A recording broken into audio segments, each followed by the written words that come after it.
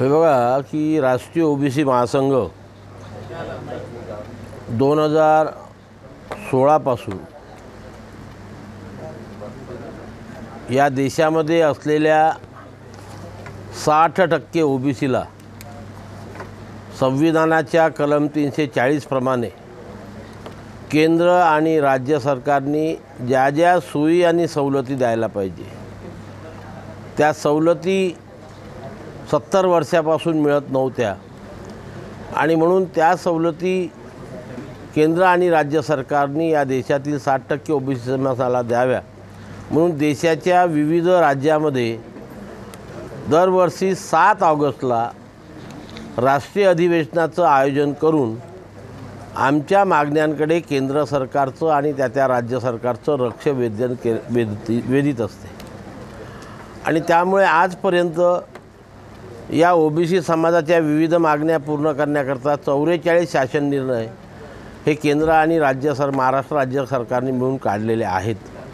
परंतु अजूनपर्यंतही काही ओबीसी समाजाच्या प्रश्न सुटलेले नाही, समस्या सुटलेल्या नाहीत। आणि म्हणून आमचं आता हे 9वं अधिवेशन येत्या 7 ऑगस्ट रोजी पंजाब राज्यातील अमृतसर येथे होत आहे। या अधिवेशनाच्या दिवशी दिवसभर विविध राज्यातून जे काही प्रतिनिधी येतील त्यांच्या समक्ष ज्या ओबीसी समाजाच्या केंद्र सरकारशी संबंधित प्रमुख मागण्या आहेत, ज्यामध्ये ओबीसी समाजाची जातनिहाय जनगणना झाली पाहिजे हा सर्वात पहिले आमचा ज्वलंत विषय आहे, प्रश्न आहे।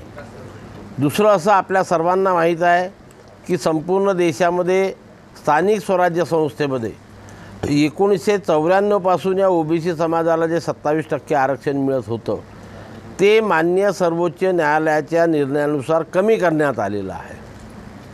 हे जे आरक्षण कमी झालेलं आहे ते आरक्षण संविधानाच्या कलम 243D6 आणि 243T6 याच्यामध्ये अमेंडमेंट करून पूर्ववत 27% करण्यात यावं ही आमची मागणी या ठिकाणी आहे।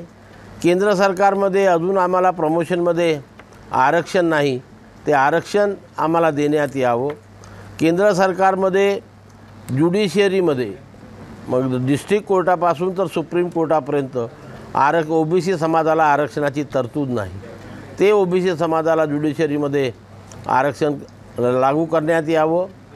आताच काही लोकांनी जाहीर केल्याप्रमाणे 30 लाख 40 लाखाच्या वर जागा ह्या केंद्र सरकारमध्ये रिक्त आहेत आणि या रिक्त जागेमध्ये 19% जर ओबीसी आम्ही म्हटलं तर 30 लाखामध्ये 6 लाख जवळजवळ ओबीसीच्या वाट्याच्या जागा आहेत। म्हणून या रिक्त जागा केंद्र सरकारने लवकरात लवकर भराव्या आणि ओबीसी समाजाला न्याय द्यावा ही सुद्धा मागणी त्याच्यामध्ये आहे। संपूर्ण देशामध्ये ओबीसी विद्यार्थ्यांना सर्व व्यावसायिक अभ्यासक्रमाला 100% स्कॉलरशिप देण्यात यावी ही मागणी त्याच्यामध्ये आहे। आमच्या संपूर्ण ओबीसी समाजाचे पितामह ज्यांना आम्ही म्हणतो आणि ज्या देवीला आम्ही आई म्हणतो असे महात्मा ज्योतिराव फुले आणि सावित्रीबाई फुले यांना अजूनपर्यंत भारतरत्न दिलेला नाही। तो भारतरत्न पुरस्कार महात्मा ज्योतिराव फुले आणि सावित्रीबाई फुले यांना देण्यात यावे।